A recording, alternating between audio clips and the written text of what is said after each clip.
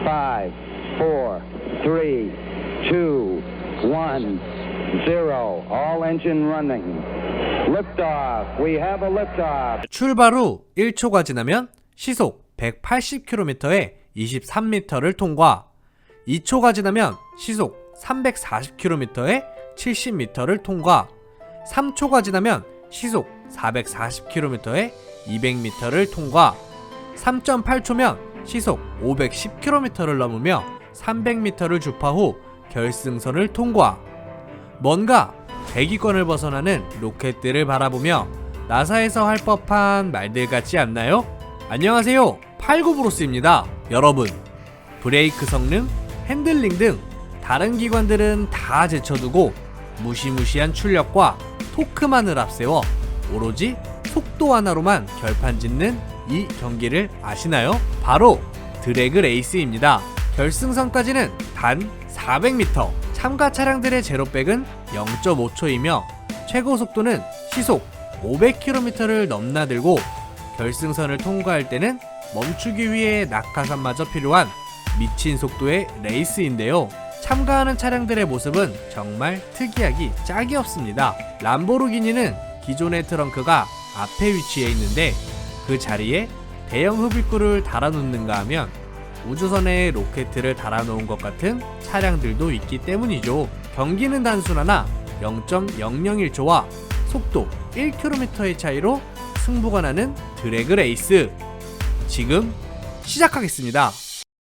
400m 안에 모든 것을 불사지르는 속도의 세계, 영화 분노의 질주를 기억하시나요?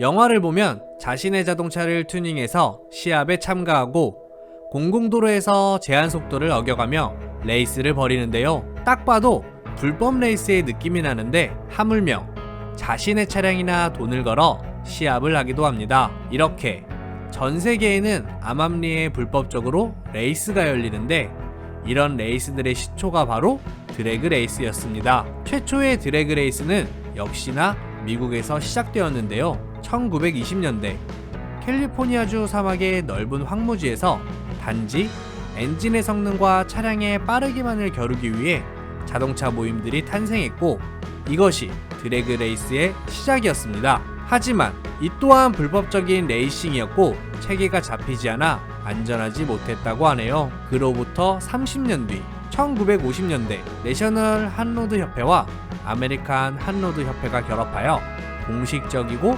안전한 경기를 위해 버려진 항공 활주로들을 이용하며 점차 체계를 갖춰갔고 그렇게 음지에서 양지로 나오게 되며 오늘날의 프로 드래그 레이싱까지 이어져 오게 된 것입니다. 지금은 드래그 레이스 전용으로 마련된 특별 트랙을 사용한다고 하네요. 여튼 한로드는 자동차 튜닝 문화 그 자체를 일컫는데 그냥 직선 위주의 드래그 레이스에 출전하기 위한 극단적인 튜닝을 한 자동차라고 보시면 되겠습니다. 좀 더 깊숙이 들어가서 이 한로드가 나오게 된 배경에는 흥미로운 사실들이 있는데요. 1950년대 세계 1, 2차 대전을 끝내고 메카닉 쪽에 전문 지식을 쌓은 베테랑 엔지니어 및 정비병 출신들이 사회로 쏟아져 나오게 되었으며 전쟁이 끝나고 국가의 관리에서 벗어난 조그마한 군용 활주로들이 폐쇄되게 되자 그곳에서 드래그 레이스가 탄생하게 된 것이죠. 땅이 넓은 미국에서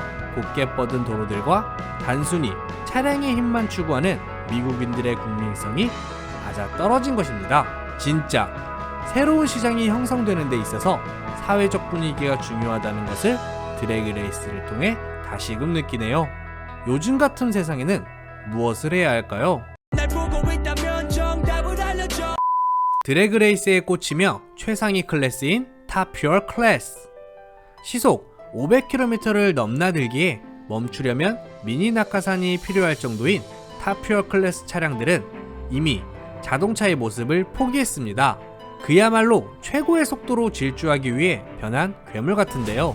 앞바퀴는 자전거 바퀴와 같지만 뒷바퀴는 36인치의 엄청난 크기의 바퀴를 사용합니다. 주행 시에 뒷바퀴는 원심력으로 44인치까지 증가된다고 하며 앞바퀴와 뒷바퀴의 간격은 무려 6m라고 하니 정말 기괴한 차량이라고 볼 수 있습니다. 이런 괴물 같은 두 대의 차량이 경주선상에 섰을 때 150dB 이상의 소음을 일으키고 엄청난 진동도 발생하는데 그 정도는 무려 리히터 규모 2.3의 진도라고 하네요. 실제 지진과 같은 수준으로 수킬로미터가 떨어진 곳에서도 진동이 감지될 정도라고 합니다. 또한 통상 결승선이 400m인 다른 드래그 레이스에 반해 이 클래스만큼은 300m를 달립니다. 그 이유는 최고 속도가 510km를 넘나들기에 운전자들의 안전을 위한 것이라고 하네요. 이름부터 남다른 연료의 클래스 탑퓨얼. 탑퓨얼은 오로지 드래그 레이싱용으로 만들어진 특수 연료로 일반 가솔린과는 달리 90%의 니트로메탄과 10%의 메탄올로 구성되어 있습니다. 니트로메탄은 가솔린보다 산소를 많이 포함하고 있어 가벼운 데다가 1kg의 니트로메탄을 태우는데 공기는 1.7kg 밖에 필요하지 않습니다. 일반 가솔린 1kg을 태우기 위해선 산소 14.7kg이 필요하다고 하니 약 9배가 차이 나는 것이죠. 쉽게 말하자면 공기가 적게 필요하니 제한된 피스톤 공간에 공기 대신 연료를 더 많이 넣을 수 있고 더 큰 폭발력을 발휘하게 되는 것입니다. 그 결과 탑퓨얼 클래스 차량들은 1초에 4.5리터 이상의 연료를 먹어치우고 300m를 완주하는 데는 보통 65리터에서 80리터를 사용합니다. 리터당 3.75m를 가는 꼴이니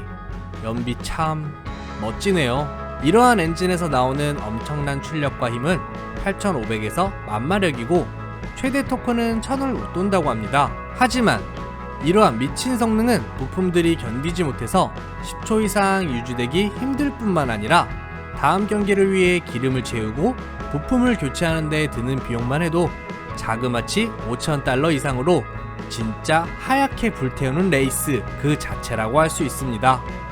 다양한 클래스가 존재하는 드래그 레이스는 구조 변형의 정도, 사용 연료의 종류에 따라 여러 클래스로 나뉘게 됩니다. 보통 10개의 클래스로 구성되지만 주관하는 대회마다 상위에서 많은 곳은 최대 24개의 클래스도 있다고 하네요. 양산차에 가까운 외형을 갖고 있으며 나스카에서 볼 법한 프로스토카 클래스들도 있는데 탑퓨얼 클래스에는 견줄 바가 아니지만 순간 가속을 놓고 보면 F1 카들의 퍼포먼스를 뛰어넘습니다. 외형만 양산차들과 흡사할 뿐 마찰력이 높은 타이어를 사용하고 터보며 슈퍼차저며 비이상적인 튜닝을 바탕으로 막강한 출력을 자랑하는 이 차량들은 급가속할 시 차량의 앞부분이 들리는 현상도 생깁니다. 자칫 잘못하면 차량이 뒤집어질 수도 있기에 차량 뒷부분에는 윌리바를 장착해 이러한 현상을 줄여주기도 한다고 하네요. 진짜 겉모습만 자동차일 뿐 집 근처 마트에 갈 때도 사용 못한다고 하니 이런 걸 차라고 봐야 할까요? 여튼 이 밖에도 모터사이클 드래그, 보트 드래그 등 모터가 달려있는 거에 모든 종류의 탈 것들이 나란히 출발하여 순수하게 속도의 싸움을 하는 여러 드래그 레이스들이 있는데 보트 드래그는 진짜 웬만한 분수쇼가 필요 없을 정도로 보면 볼수록 시원한 맛이 느껴지네요. 오늘의 정보는 어떠셨나요? 재밌게 보셨다면 좋아요와 구독 부탁드리겠습니다. 끝.